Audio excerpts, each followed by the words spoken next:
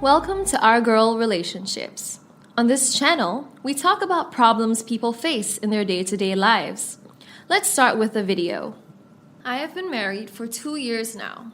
As soon as we got married, we moved to my house, which I inherited from my dad. This was a huge house that had plenty of rooms and space for a large family. I belonged to a small family, as I was the only child, so I was never used to many people living around or to live in a crowded house. My husband is very attached to his family and never lived away from them. So it was a bit difficult for him to adjust to a huge house with not many people around. We had already talked about it before marriage, that I was not going to move in with my in-laws and that my husband will have to move into my house. Everything was sorted beforehand, so it was quite easy to move here. Being very attached to his family, my husband would stay connected with them through a voice call or video call for the whole day. I tried to understand that, of course, it was his family and he was missing them, so it will take time while he gets comfortable with the new lifestyle. But this call's routine did not change. I have 3 brother-in-laws and 2 sister-in-laws, which means my husband has a huge family. All of them would take turns to talk to my husband, and that took so much time and disturbed our communication. They were indirectly disturbing our married life, as we did not get enough time for ourselves after we returned from work. But they were so stubborn and could not leave us alone. This started pinching me, and I don't know when I developed a grudge towards them. I decided to discuss this with my husband, but could not figure out how to start, as I did not think he would take anything against his family. I put my point in front of my husband and asked him to request his family to leave some time for us so we can just focus on our married life and future. I told him that I understood that he missed his family, but cannot give them all his time and ignore our own life. As I expected, my husband lost his temper and said that I was a terrible and mean person who could not stand any person other than myself. He asked, was that not enough that I took him away from his family? And now, I don't even want him to stay connected to them? I tried to calm him down and said that I did not mean that. I was just asking for some privacy and more time for us together. Plus, I told him that I did not steal him. It was decided that he would move in with me, and he agreed to do it too. So, it was not me who stole him away from his family, but he who left them and came here. I was pissed at his reaction and stopped talking to him. After a few days of the silent treatment, my husband approached me and tried to make up for that day. He said that he'd never lived without them and was very sensitive in their case, but will talk to them and make sure that he balances things out. I was glad that he at least tried to readily mend things. He talked to his parents, and they did not mind, and assured him that they would take care. A few days passed by, and one day, he was talking to his parents. My husband said that he would love if they shifted here. I looked at him in surprise and waited for the call to end. As I asked what he was talking about, he said that his parents wanted to move in with us, as they understood that I could not adjust without them, and that they were doing it just for my husband's sake. I was so shocked I could not believe my ears. He further explained that the house would seem less empty, and I will get a chance to experience what it is like to live in a big family. I told him that it was impossible, and I would not give up on my privacy, so he better call them and refuse. He got enraged and said that I never wanted to see his family and hated them for no reason. I knew that I had to go through this now. This is so unfair. It is my house, my life, and my marriage that is just being exploited. As I told you guys that my in-laws were moving in with us, it is worse than I had imagined it to be. These people have no education on privacy and roam around like they own the place. My mother-in-law has hijacked the kitchen and does not let the cook work peacefully.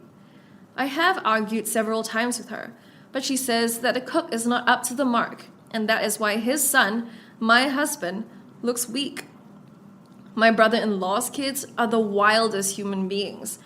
They have already crashed 2 of the imported flower vases, which were gifts from my dad. I cried and complained, but my husband said that they were just kids, and all kids are like that. My sister-in-laws invite their friends over and throw tea parties, sleepovers, and movie nights. My father-in-law is always after the garden.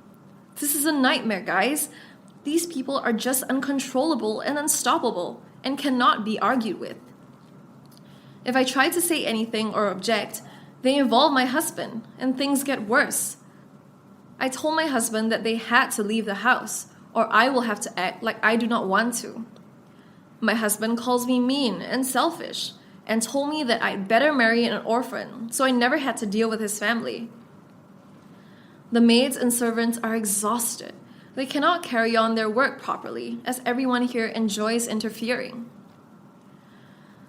As my in-laws have already hijacked the house, I tried to find peace within the chaos, but I feel like they are here to test my patience and see my limits.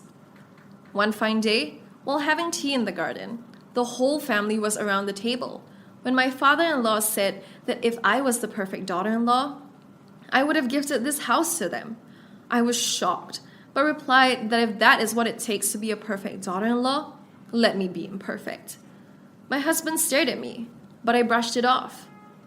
My father-in-law went on to say that as I was the only child of my parents, I did not need this much property to spend my life, and I could at least gift this house to my in-laws, as they are now my only family. He laughed while saying that I was a millionaire, and where did I think I could take all this wealth? So it was better that I at least gifted this house to them. I argued back, saying that they already have taken over the house. What else do they want? My father-in-law said that living in a house and owning a house are 2 different things.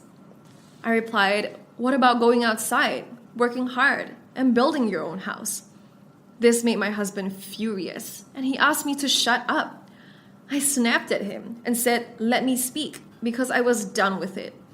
I stood up and told them that they have already enjoyed more than they deserve, and if they cannot live peacefully like decent human beings, they can leave anytime they want to.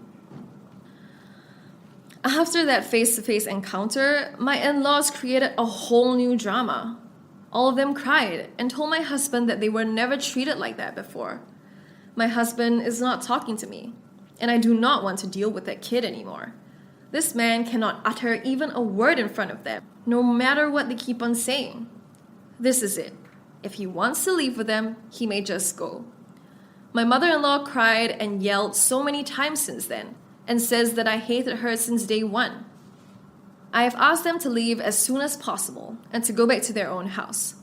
They create drama now and then, but do not plan to leave. I do not know what other side of mine they want to see.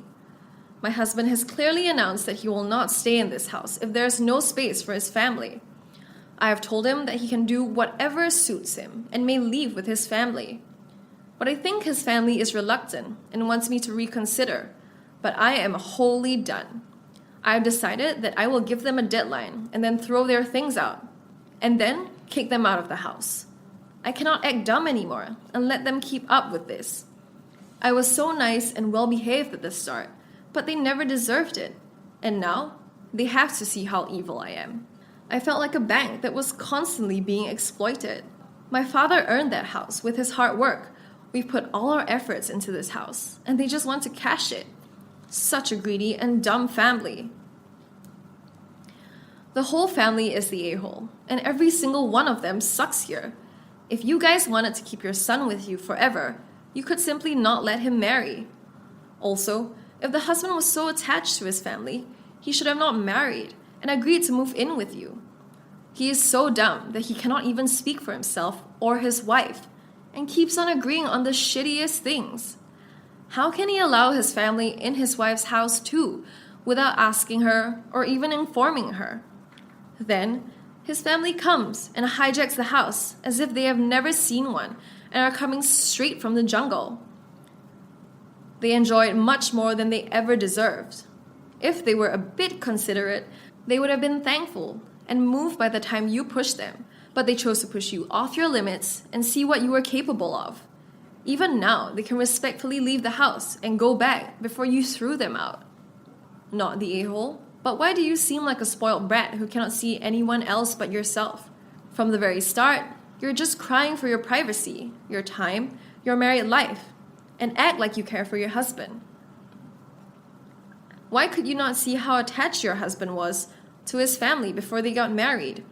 If you had such big problems with the family, you could simply find someone else to marry. I know it was your property and you were capable of handling it the way you wanted to, but I would never build a grudge for someone who depended on me. You were the one who was rich and blessed, but could not share those things with others. You could simply change the topic of gifting that house and to stop making a big drama out of it. In this way, you could have saved your married life as well as your property and live peacefully. You could also slowly convince your husband to let your family go back to their house, but you chose war and risked relationships to save your property. Here's the next story. I, 27F, and my husband, 23M, got married 2 years ago. I generally get along with his family pretty well, and he tries to get along with my family. My family is not super close. We were upper class. My siblings are 10 years plus older than me, and my parents raised me by handing me a credit card and letting me loose.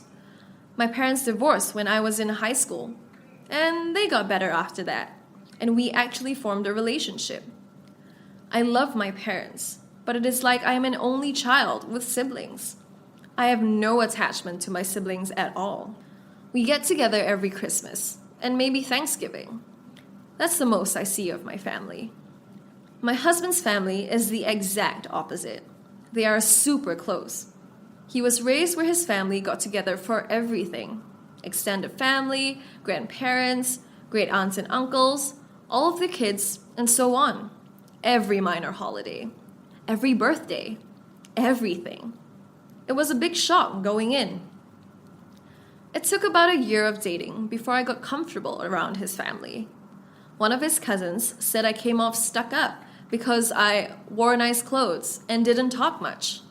But once I got comfortable, I opened up and joined conversations, and I blended in fairly well. My husband and I have had trouble with pregnancy. We have had one ectopic pregnancy that made me lose a fallopian tube, and we have had 5 miscarriages all in the last 3 years. One was a second trimester miscarriage, so we had already announced and had to explain to everyone we lost the baby. We have been pretty open with our struggles. His extended family constantly asks if we're going to try again or when we are going to have kids. And I always politely say we're trying, but I'm sick of it. I've talked to my mother-in-law and husband, both of whom are great, and they said they would talk to them and get them to stop. Here's where I might be the a-hole. At family dinner last week, I was sitting around with all of his aunts and female cousins, and they were just gossiping and chatting. When his great aunt looked at me and asked when we plan on adding more babies to the family, I looked at her dead in the eye and said, when my uterus decides to stop ejecting them prematurely. She looked at me stunned, and I stood up and walked out of the room. I had a few people come up to me and tell me I was rude and that was uncalled for. She's older, like 60-something, and she just doesn't know any better. I don't think what I said was wrong and don't want to apologize. I mean, I could have worded it better, but if they want to get into business that is personal, then why not give them the whole truth? So, should I apologize? Am I the a-hole? Not the a-hole. 60-something means birth control and the feminist movement and all the other social developments that have opened the door for it to be okay for women to do other things with their lives than be moms have been around at least since she was a teenager. She was being rude and nosy and presumptive, and she shouldn't have pushed if she wasn't prepared for a straight answer. Not the a-hole. If the family is close, then she should know your struggle and miscarriages. Being older is no excuse, and they should back you up. I think when you left the room, any decent human would realize they hurt you. I'm sorry for all your losses. I would never apologize. And maybe your hubby can remind them that all of your lost babies are children to you, and that question hurts very deeply. Here's the next story. My F20 mother-in-law, F63, can be very overdramatic when I'm involved in certain things. She's a bit of a control freak about everything regarding my partner, M21. My partner is a bit naive when it comes to the real world, as she has sheltered him for most of it. He moved out last year for school, and she has been trying to ruin his life over the phone. But he has asked chiefly for advice from me, since she doesn't offer the best advice. Last year, he lost his grandmother to Alzheimer's. She left behind a cat that we took in and affectionately named Noodle. We have had her for almost a year now. Now for the actual story. My partner and I went on vacation for spring break. Since none of our friends could look after her, we left Noodle by herself for a few days. She had bird videos, more than enough food, and more than enough water. She has been left alone for a lot longer by my partner's parents and aunt, who she has lived with before. So, the day that we were supposed to come home from our trip, we had our car broken. We had our car broken into, and they stole my partner's camera, and my house and car keys, as well as my ID. We then spent the day trying to find our belongings, and the entire time, his mom, my mother-in-law, was calling us and complaining about us leaving the cat. When we told her about the break-in and theft, neither of his parents seemed to care, that we felt as violated as we did. All they cared about was us going back to our cat. Finally, as we were giving up our search, she got another call from his mom. She was angry and started calling us cruel to leave Noodles for 3 days. We got mad and asked her why she cared more about a cat who doesn't even really care that we are gone than her kid, who had his property stolen, and their daughter-in-law, who had her house and car keys stolen. She hung up on us after saying she was going to come to get the cat. I texted her and said that if I got home and my cat was gone, I'm going to call the cops. I didn't get a reply. Well, we got home, and lo and behold, our cat is gone, as well as her food bowl and all the things we bought her. I called my mother-in-law and asked if she had Noodle. I didn't even need an answer from her, as I could hear my cat yowling.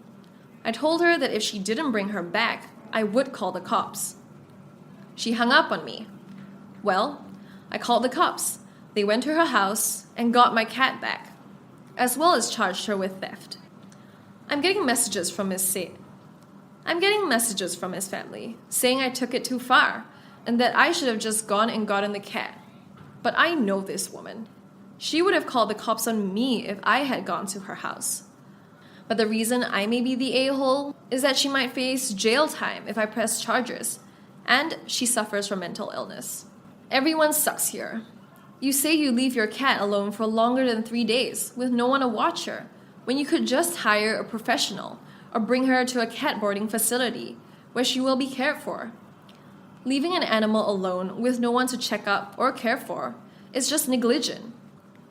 It would be one thing if someone came by once a day, but you just say Noodle is left alone. Your mother-in-law should not have stolen the cat, but it's not up to you to police her feelings either.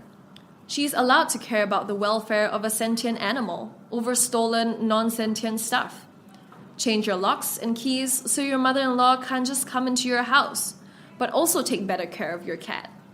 Hire a professional pet sitter or someone to at least check up on Noodle once a day, rather than just leaving her alone for days on end. Not the a-hole.